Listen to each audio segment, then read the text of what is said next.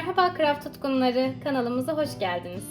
Bugünkü videomuzda sizden son zamanlarda çok fazla soru aldığımız punch nakışının sökülmesinin nedenlerini ve dikkat edilmesi gereken noktaları sizlerle paylaşacağız.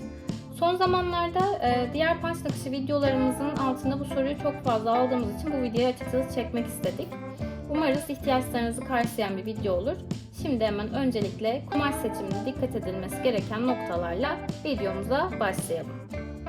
Kumaş seçimi punch nakışı için en kritik kısımlardan biri. Punch nakışını tutacak bir kumaş seçmeniz gerçekten çok önemli. Şimdi ben size punch nakışında en sık kullandığım kumaşları göstereceğim. Öncelikle en basic ve en ucuzu, her yerde bulabileceğiniz Amerikan bezi. Amerikan bezi genelde son zamanlarda bez çanta yapımında çok kullanılıyor. %100 pamuk, dayanıklı bir kumaş.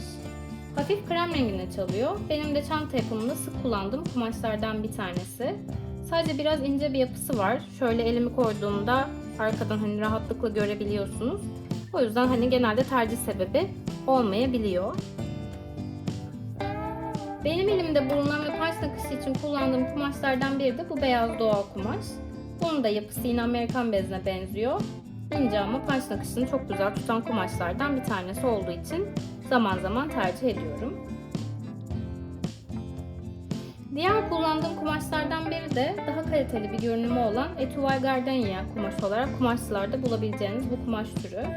Ketene benziyor ama polyester pamuk karışımı. Delikli bir yapısı var ve punch'ı gerçekten çok güzel tutan bir kumaş. Bunu kesinlikle kullanmanızı ben öneririm. Çünkü punch yapıldığında gerçekten çok kaliteli duruyor ve çok da güzel punch tuttuğu için benim en çok tercih ettiğim kumaşlardan bir tanesi bu Etowal Gardenia kumaş. Buna benzer bir kumaş da aslında Bougainville kumaş. Bu tamamen keten. Bunu da yine aynı şekilde punch nakışlarında çok rahatlıkla kullanabilirsiniz. Bu da böyle çok kaliteli duran kumaşlardan bir tanesi. Dediğim gibi ismi Bougainville. Bunlar da dak bezi olarak geçiyor. Diğerlerine göre çok daha sert ve sıkı işlemeli, kalın bir kumaş. Polyester ve pamuk karışımı, daha çok pamuk ağırlıklı. Bu kumaş da punch'ı gerçekten çok güzel tutuyor. Ve kalın yapısıyla da özellikle yastıklarda, örtülerde ben çok fazla kullanıyorum bu kumaşı. Leke tutmaz ve su itici özelliği var. O yüzden de kesinlikle böyle bir yastığın üzerine punch yapmayı düşünüyorsanız özellikle benim önereceğim kumaş dak bezi olur. Ayrıca kanaviçe için kullandığınız bu etamin kumaşları da aynı şekilde jüt kumaşları da punch nakışında kullanabilirsiniz. Benim elimde bir de fay kumaş denilen bu böyle hafif parlak kumaş var. Bunu da yine punch nakışı için kullanabiliyorlar. Ben öneririm ancak punch nakışı yaparken biraz böyle sıkı bir yapısı olduğu için iğne batırırken biraz zorlanıyorum. O yüzden de çok fazla kullanmayı tercih etmiyorum ben ama yapıldığında yine punch nakışı gerçekten çok güzel duruyor. Böyle birazcık daha yaklaştırayım kameraya. Parlak bir görünümü var. O açıdan dediğim gibi çok kaliteli duran kumaşlardan bir tanesi. Bu da fay kumaş olarak geçiyor. Bunların dışında bir kumaşa punch yapacaksanız özellikle ben öncesinde denemenizi öneririm. Çünkü mesela bebek ürünlerinde kullanılan poplin kumaşlarının çoğunda punch tutarken bazılarında da tutmayabiliyor. Punch nakışı yapılacak kumaşları seçerken özellikle dayanıklı, pamuk ağırlıklı kumaşları tercih etmenizi özellikle öneriyorum. Penye gibi esnek kumaşlarda maalesef tutmuyor. Onların üzerinde yaptığınız zaman direkt yırtılma oluyor. Bunlar için de ben öncesinde farklı bir yerde işlemeyi yapıp daha sonra peç gibi üzerine yapıştırmayı açıkçası mantıklı buluyorum. Daha önceki videolarımızda da zaten buna benzer bir örnek paylaşmıştık. Onu da yukarıdaki kartlara ekliyorum ulaşmanız için. Kumaşınızı seçtikten sonra diğer yapmanız gereken şey ise ipleri seçmeniz. Bu ince ipler daha çok punch nakışı kitlerinden çıkan ipler. Ben çok fazla kullanmıyorum bunları. Çünkü ince bir görüntü sevmediğim için punch nakışında kullanmamayı tercih ediyorum. Ben daha çok kalın ipler tercih ediyorum böyle gördüğünüz gibi. Bunları çok fazla kullanıyorum. Bunlar koton ipler ve çok farklı renklerde, farklı markalarda kolaylıkla bulabileceğiniz ipler. Bunları rahatlıkla punch nakışlarında kullanabilirsiniz. Daha kalın yün ipler de zaten kullanılabilir. Kumaşı ve ipi seçtikten sonra üçüncü yapmanız gereken şey ise iğneyi seçmeniz. Şimdi iğneyi seçerken aslında dikkat etmemiz gereken şey de kumaş ve seçtiğimiz ip. Bu gördüğünüz sarı mor iğne Türkiye'de en çok kullanılan punch iğnesi. Bu punch iğnesinin içinden 3 tane uç çıkıyor. Bu uçları kullanacağınız kumaş ve ipe göre değiştirmeniz gerekiyor. Bu iki iğneyi de az önce gördüğünüz kumaşlarda kullanabilirsiniz ancak ipinizin kalınlığına göre uygun iğne ucunu seçmeniz gerekmekte. Bir de böyle benim kalın bir iğnem var. Kalın ip kullandığım zamanda da bu iğneyle çalışıyorum. Özellikle delikli kumaşlarda bu iğnenin kullanılmasını öneririm. Diğerlerinde de kullanacaksanız dikkatli bir şekilde punch nakışı yapmanızı söyleyebilirim. Genelde evet tutuyor ama bazen kumaşın yırtılma ihtimali olabiliyor.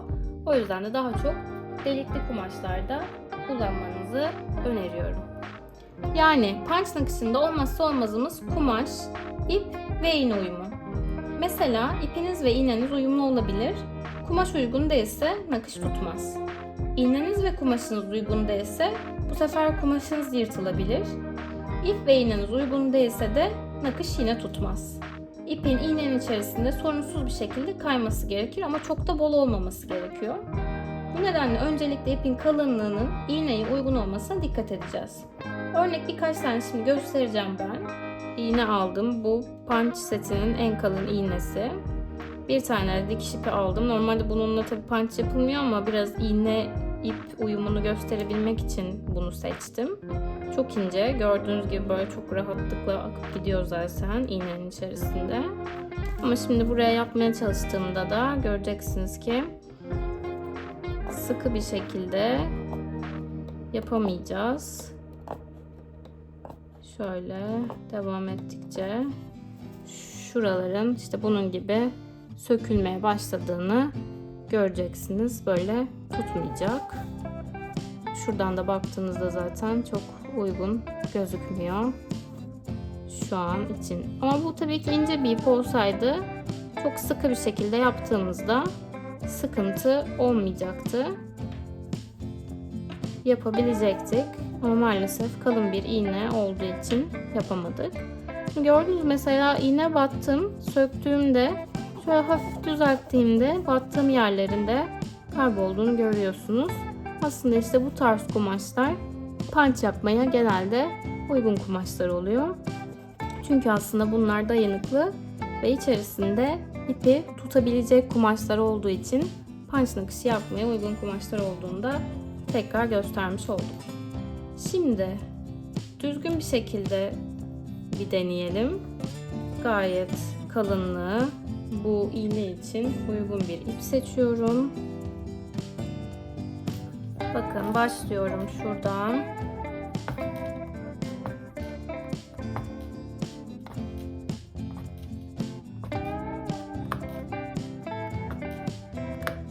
Gördüğünüz gibi gayet muntazam bir şekilde şu arkadan da gösterecek olursam istediğim şekilde oldu.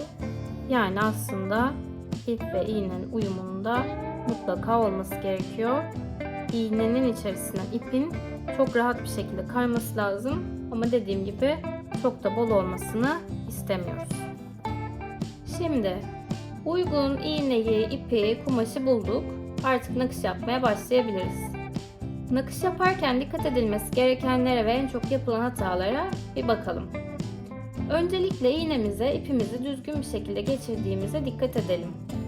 İçerisinden geçirdikten sonra şuradaki delikten de mutlaka geçirmek gerekiyor. Bu genelde unutulabiliyor. Direkt böyle geçirip başlanıyor ama şuradaki küçük delikten de mutlaka ipimizi geçirmemiz gerekiyor. Sonrasında şurada da bir vida var. Bu vida bu iğnenin uzunluğunu belirliyor. Bazı punch iğneleri tabii ki vidalı değil. Eğer vidalıysa da mutlaka bu vidanın sık olmasına dikkat ediyoruz. Yoksa iğnemiz içeride hareket edecektir ve düzgün bir punch nakışı yapamayız o noktada. Bu kontrolleri yaptıktan sonra da kasnağımıza geliyoruz. Kasnağımıza gerdiğimiz kumaşın da mutlaka gergin olması gerekiyor. Gergin değilse böyle bu kadar, zaten düzgün bir şekilde nakış işlemesi yapamayız. O yüzden mutlaka gergin olmasına dikkat ediyoruz. Şuradaki vidalardan bunu ayarlayabilirsiniz. İşledikçe de kumaşın gerginliği bu arada azalabilir darbelerden dolayı. Bunu da ara ara kontrol edip düzeltip sonra tekrar devam edebilirsiniz. Şimdi nakış yapmaya başlayalım. Kontrollerimizi yaptık, iğnemize baktık, vidamıza baktık. Kumaşımızın da gerginliği gayet iyi. Şu an her şey yolunda gözüküyor. Şimdi nakış yapmaya başlıyoruz. İğneyi batırırken ipin mutlaka gittiğimiz yöne doğru ilerliyor olması lazım. Yani ipin bizi takip ediyor olması lazım. Şöyle bakın. İp hep beni takip ediyor.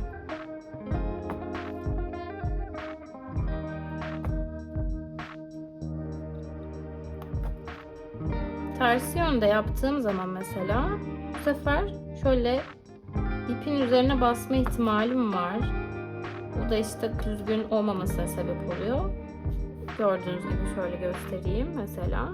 O yüzden de ip hep gittiğimiz yöne doğru bizi şöyle takip ediyor olacak. Mesela döndürdükçe de ya kasnağı döndürebilirsiniz ya elinizi döndürebilirsiniz. Bu hiç fark etmez. Mesela şimdi aşağıya doğru gidelim.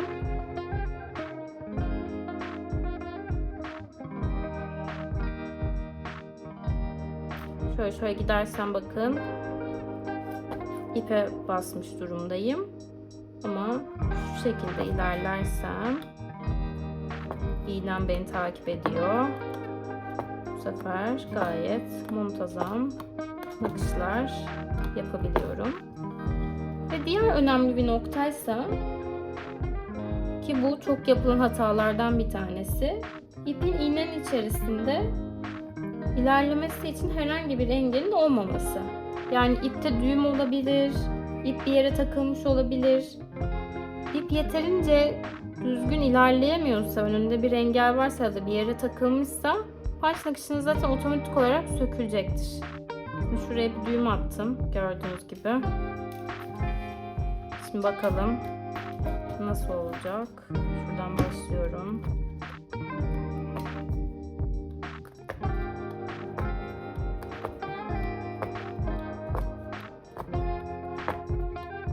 Bakın ilerliyor gibi geliyor bana ama aslında ip ilerlemediği için şu anda sökülüyor.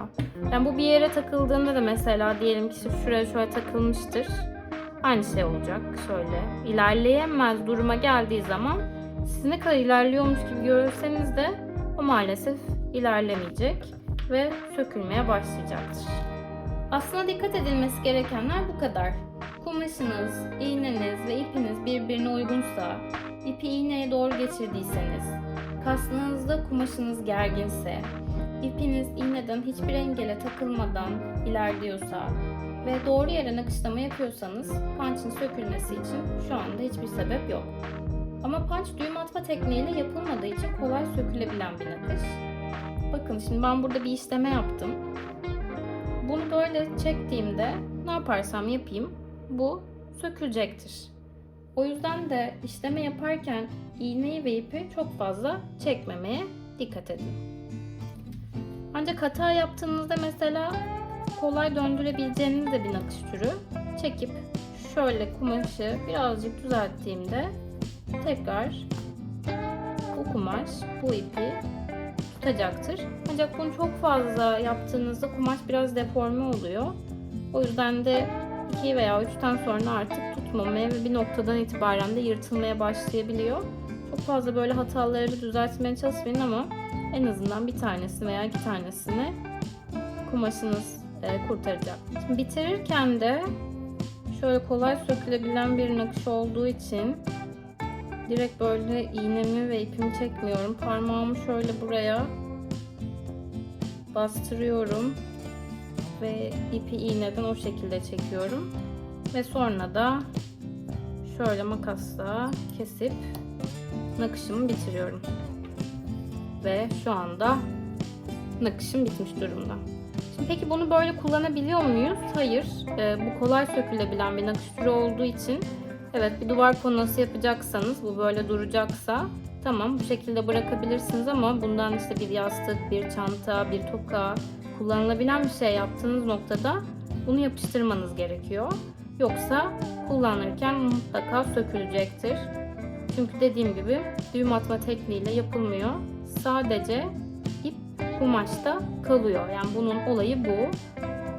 Tutunuyor aslına bakarsanız ip kumaşa. O yüzden de bunu kuvvetlendirmek için mutlaka arkadan yapıştırıyor olmamız lazım. Neresi arkası olacaksa aslına bakarsanız oradan yapıştırıyor olmanız gerekiyor. Benim anlatacaklarım aslına bakarsanız bugünlük bu kadar. Umarım bu video sizin için bilgilendirici ve keyifli olmuştur. Beğendiyseniz beğene basmayı ve yorumlarda da bizimle yorumlarınızı paylaşmayı unutmayın. Bir sonraki videoda görüşmek üzere.